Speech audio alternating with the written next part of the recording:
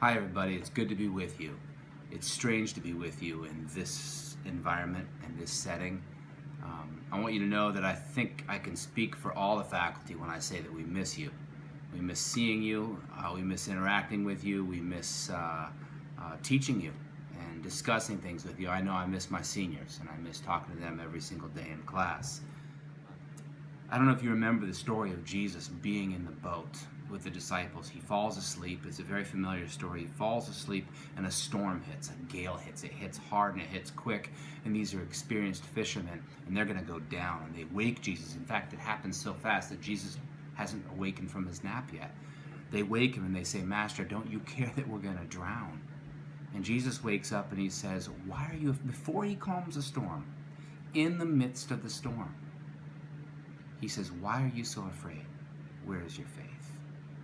Don't you know, he's saying, the one who's with you, in the waters, in the depths, in the hardships, don't you know? It may seem sometimes like God is sleeping in our difficulties, but he's not. He's always with us. He's with us through it all, and he can calm things like that. In fact, Jesus does in that story, as you know. He calms it. I love afterward, by the way. I love that story where they're terrified they're scared of the storm. They wake Jesus up, but afterward, when everything goes calm, it says they look at Jesus in terror. And what that's saying is that he is greater than all our fears. In fact, we are to fear him and nothing else. I don't know if you've been told it, but I want to remind you that the opposite of fear is not bucking up and being brave and courageous. That's important. Those things have their role, but it's faith. The opposite of fear is faith, and Jesus indicates that when he says, "Why are you so afraid? Where is your faith?" And finally, I want you to understand that these difficulties, the waters that come into our lives, here it says, when the waters come, when you pass through the waters, when you pass through the rivers, they're going to come. God designs these things for us, for our refinement, for our blessing. I know I alluded to that and I said that earlier.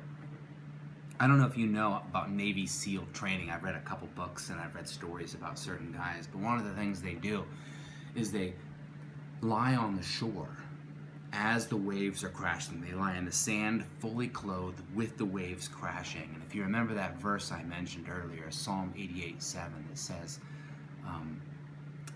Heman says, "Your waves are crashing on me, God. Your waves are crashing on me."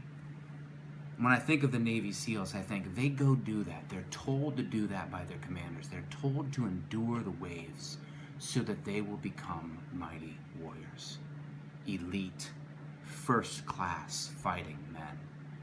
And this is God's call for us. This is God's call to us to remember that he is at work in our lives through these rivers, through these waters, though they come up to our neck, though they seem like they might take us down. God is designing these things to train us, to make us better, to make us stronger.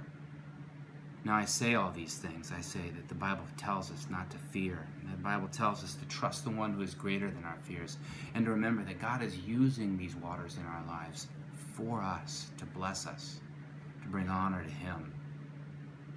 But I want to close by reminding you that this passage right here says, when you pass, it says, I will be with you. You know, all other religions have gods, have supernatural powers, but none of those gods have become man and have dwelt with their people and have lived with their people and promised that they would be with them through it all. It says, when you pass through the rivers, they will not sweep over you, because I will be with you. I want you to remember that Jesus on the cross, when he was hanging there, when he was going through the hardest moments of his life, said, my God, why have you forsaken me?" He quoted Psalm 22.